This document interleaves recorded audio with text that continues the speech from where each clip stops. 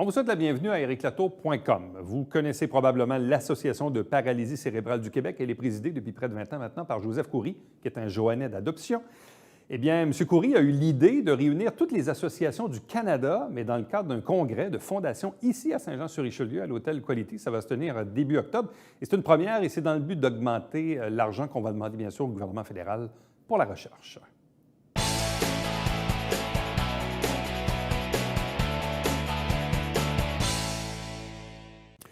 Un événement pan-canadien va se tenir à Saint-Jean-sur-Richelieu à l'occasion des 6, 7 et 8 octobre prochains à l'Hôtel Quality. Avec nous pour en parler, deux invités. D'abord, Joseph Coury, qui est le président de l'Association de paralysie cérébrale du Québec. Bonsoir. Bonsoir. Accompagné de Linda Cheng, qui est vice-présidente du groupe Satori, entre autres propriétaire de l'Hôtel Quality. Bonsoir et bienvenue. Bonsoir.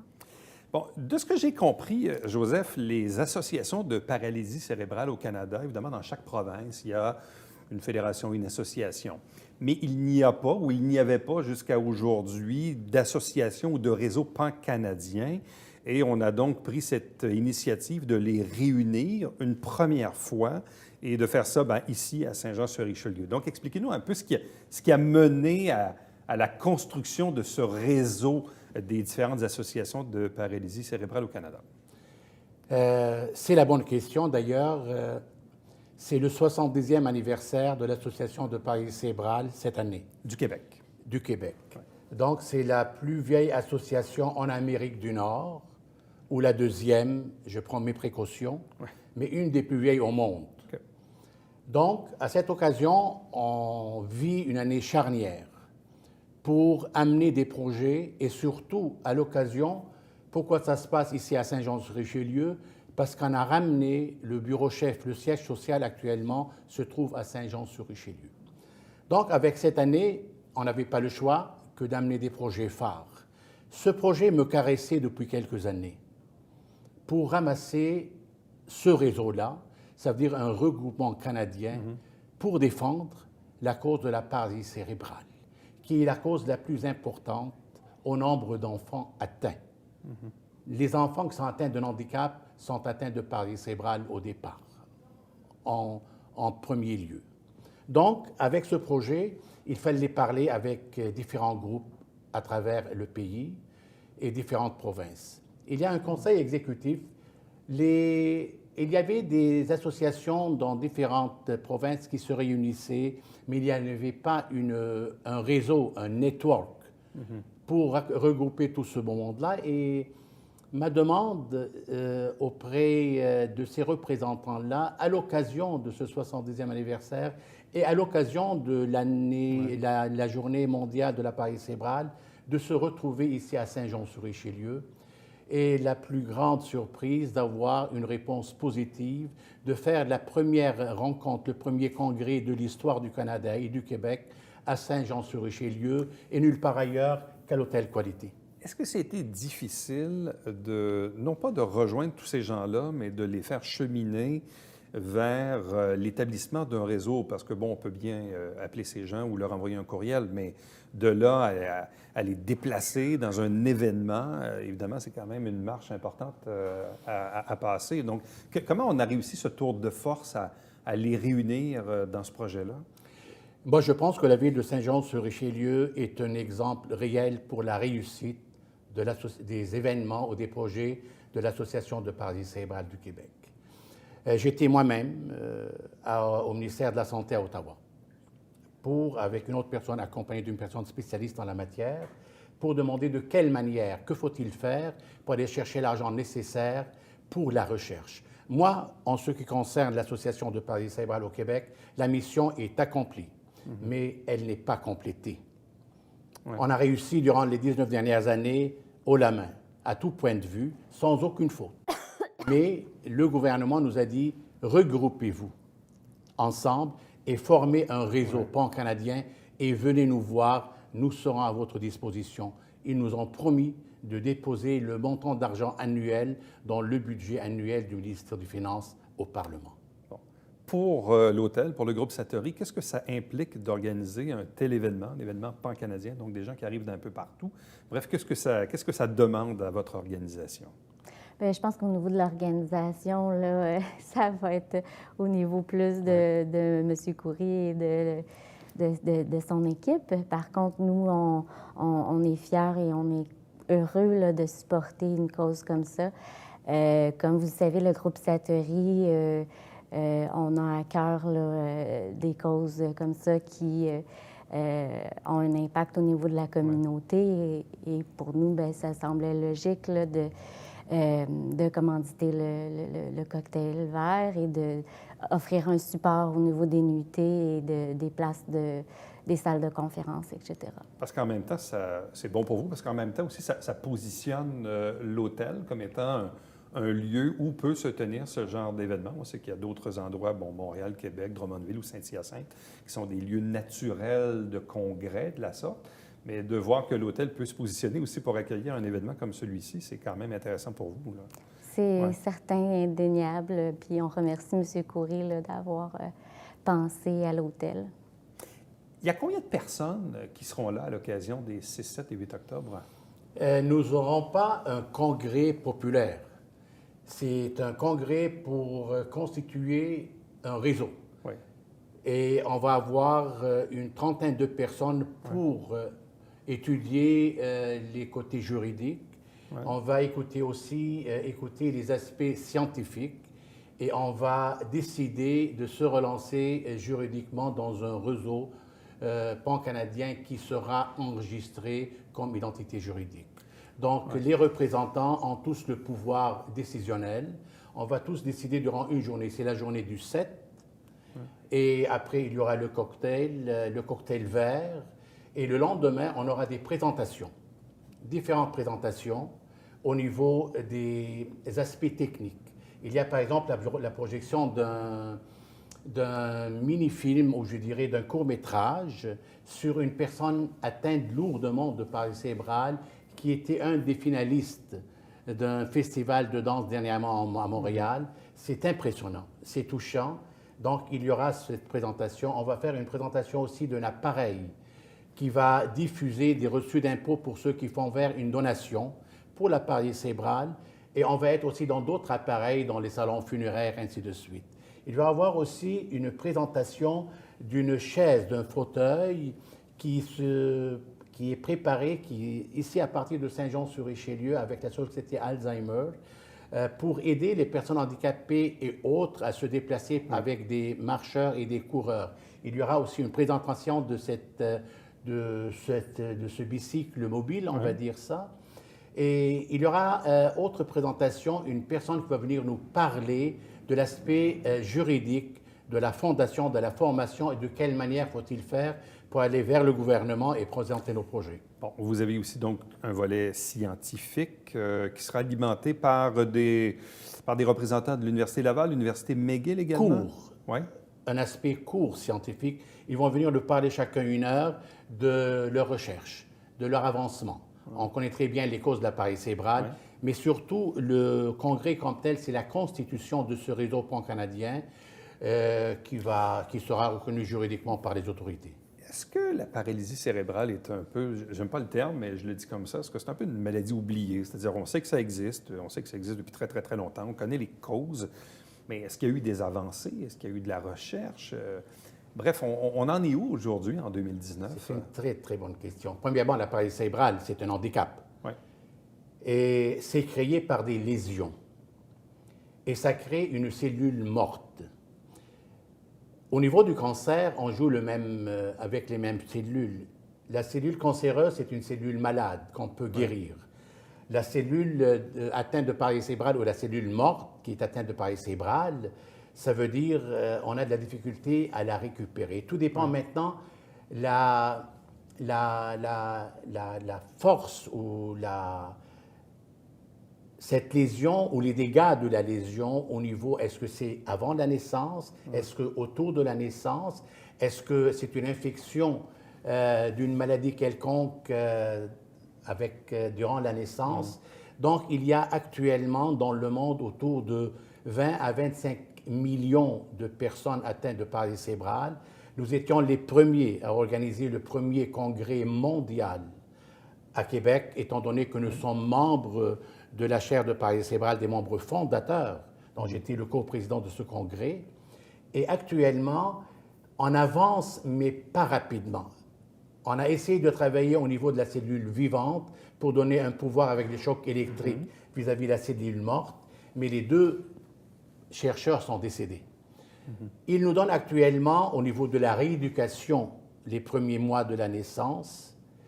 Ils nous donnent actuellement des notions d'espoir, mais on n'a pas encore une réalité acquise, mais il y a un docteur qui s'appelle Dr Jean-Pierre Farmer qui réussit à opérer les enfants à partir de la première année jusqu'à la cinquième, c'est-à-dire entre 1 an et 5 ans, on peut récupérer un enfant et lui donner le pouvoir de marcher. OK. Mais ça ne se passe pas avec tout le monde. Ça, c'est parmi les avancées. OK. Mais on ne peut pas dire qu'aujourd'hui, mission accomplie, elle est à compléter. Bon, évidemment, de ce qu'on comprend de ce bénéfice de former un réseau pan-canadien des associations de paralysie cérébrale, on le dit parfois à la blague, mais l'argent n'est pas tant dans les provinces, mais plus au fédéral. Exact. Donc, si un jour vos différentes associations désirent bénéficier d'argent ou d'investissements massifs dans la recherche, ça va se passer par le fédéral. Mais le fédéral, je présume, ne veut pas parler avec 10 interlocuteurs, mais bien avec un seul. Exactement ça. Et nous, étant le Québec qui représente 25 % de la province, du pays, on aura notre parti pour la province. Là. On aura le 25 % Oh oui, au prorata, évidemment, de la province. Mais ce que je veux dire, c'est que le gouvernement fédéral désire avoir un seul interlocuteur exact. avec qui discuter. Et c'est normal. Et c'est tout à fait normal. Et c'est tout à fait normal. Bon. Avez-vous, c'est un peu bête de demander ça, mais avez-vous déjà chiffré un peu votre objectif ou votre souhait de voir différents montants être injectés par le gouvernement fédéral en recherche? À date, toutes les associations sont séparées. Ouais. Mais nous, on prévoit des millions de dollars. Oui, en recherche. On demande à la population aussi de regarder attentivement l'aspect des personnes atteintes de paralysie cérébrale. Nous avons au Québec 22 000 personnes. Mais si on ajoute les parents, les aidants naturels, on monte à 100 000 personnes. C'est beaucoup. Ouais. Au Québec, il y a 17 % de la population atteinte d'un handicap. 17 % de la population. Et on se rappelle très bien, une fois, on avait demandé la création d'un ministère pour les personnes handicapées. Ouais. On veut avoir un ministre autour de la table ronde. Donc, on demande maintenant au fédéral l'argent pour aller vers la recherche, pardon, mais le gouvernement provincial a et aura un rôle important à jouer parce que nous sommes une entité provinciale. À quoi ressemblent les autres associations? Parce qu'on s'entend, bon, il y a de plus petites provinces, entre autres dans les Maritimes, mais il y a aussi, bon, dans l'Ouest canadien ou encore en Ontario, qui est quand même la plus grosse province au Canada. Bref, à quoi ressemblent les autres associations au Canada par rapport à celles qu'on connaît ici au Québec? On vit tous la même expérience scientifique. Nous travaillons avec l'Université McGill, l'Université de Toronto et l'Université d'Edmonton. Chacun, il a son réseau universitaire. Okay. Le nôtre, il est fort parce que nous sommes une chaire. Il est très fort, ça veut dire qu'il y a même des doctorants qui se spécialisent dans ce domaine-là. Donc nous, ce qu'on cherche actuellement là, à développer ensemble, c'est le réseau recherche. Il y a des associations qui sont beaucoup plus riches que nous, comme l'Alberta, comme l'Ontario, comme la Colombie-Britannique. Mais nous, vous savez très bien, en 19 ans à peu près, les 19 dernières années, on n'a jamais reçu un sou de personne. On a retroussé nos manches, on a travaillé, et je suis fier aujourd'hui d'annoncer à la population, avec une transparence absolue, que la mission a été accomplie pas seulement sur le plan résultat avec les membres, mais aussi sur le plan financier. Bon. Parce qu'il y a eu une certaine époque où il y avait bien sûr des télétons. Ici au Québec. Je ne sais pas si c'est une formule qui existait au Canada anglais, je ne sais pas. Mais non. Bref, non, ça n'existait pas. Donc, chacun a un peu sa formule pour lever des fonds, je présume. C'est vrai, nous étions les pionniers des télétons ici au Québec. Et je serais fier et heureux de s'associer à des Joannais comme l'hôtel Quality. Si on peut ramener le téléthon, on prévoit, on est en négociation très avancée. Pour le mois d'octobre prochain, parce que la journée mondiale de la paralysie cérébrale, c'est le 5 octobre, et je suis fier de vous annoncer que j'étais un des signataires de cette journée à New York. Donc, ça a été décidé, ça a été proposé par l'Australie. Donc, tout le 5 octobre, comme je vous annonce cette année aussi, et je suis fier d'annoncer ça ici à Saint-Jean-sur-Richelieu, qui fait partie de la deuxième ville canadienne aujourd'hui qui sera illuminée. le 5 octobre, le 6, le 7 et le 8, l'hôtel de ville, la place des vétérans, l'église de l'Acadie, le musée de Richelieu. Nous aurons aussi la tour olympique qui sera avec un affichage et un éclairage thématique. Il y aura l'hôtel de ville de Verdun et on attend la confirmation de l'hôtel Quality, du pont Jacques-Cartier et de l'hôtel de ville de Montréal. C'est énorme pour la première année. Nous nous trouvons dans au moins 60 pays à travers le monde qui célèbrent le 5 octobre comme la Journée mondiale de la Paris cérébrale. Là, vous souhaitez avoir aussi la tour du CN et les chutes Niagara? La tour du CN sera illuminée, les chutes du Niagara, des assemblées nationales, énormément, c'est énorme. Bon. Et je suis vraiment ému quand je vis cette expérience pour la première fois à Saint-Jean, ma ville, et cette réciprocité positive des dirigeants, de la population. Vous savez, la ville de Saint-Jean-sur-Richelieu était la première ville donatrice à vie, à date, pour l'Association de paralysie cérébrale. Bon. Est-ce que vous avez commencé à installer les projecteurs?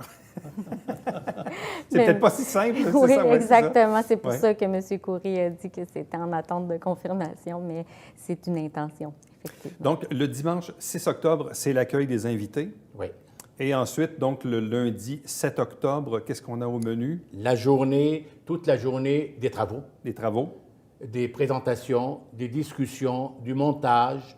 On va préparer pour enregistrer juridiquement le réseau pan-canadien de paralysie cérébrale. Bon. Ensuite, il y a le cocktail. Bien évidemment. Le 7.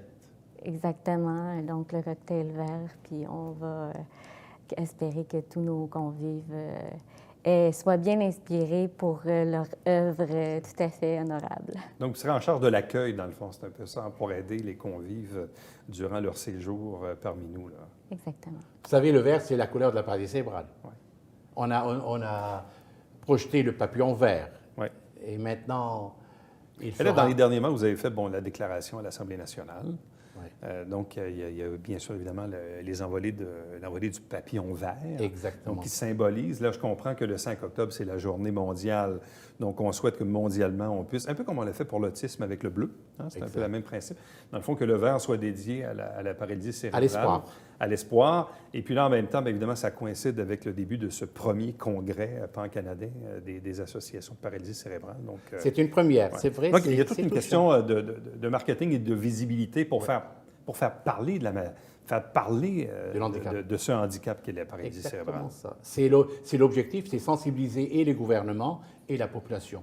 Je pense que les gens me parlent toujours du Téléthon. Oui, bien, il a duré tellement longtemps, puis le Téléthon, évidemment, a eu un impact dans la vie des gens.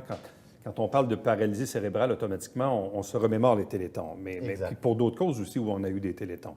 Bon, aujourd'hui, on est passé à... Bon, puis le temps a fait son œuvre, mais le handicap existe toujours, là. C'est ça l'affaire, oui. On fait face toujours à cette réalité. Vous savez, à toutes les 6 heures, il y a une naissance d'un bébé atteint de paralysie cérébrale, seulement dans un pays. Ça, je parle de la France, par exemple, à toutes les 6 heures. Nous avons autour de 200 cas par année. C'est majeur. C'est majeur, là. Il y a l'avancée de la science, mais la science est toujours en attente de confirmer officiellement le mouvement physique. C'est une motricité, là.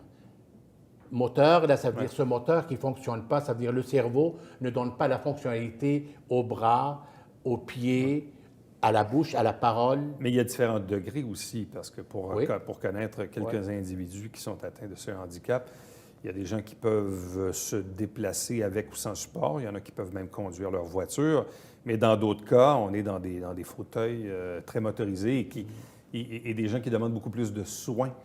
Donc il y a vraiment différents degrés dans la paralysie. Tout dépend de l'atteinte au niveau du cerveau.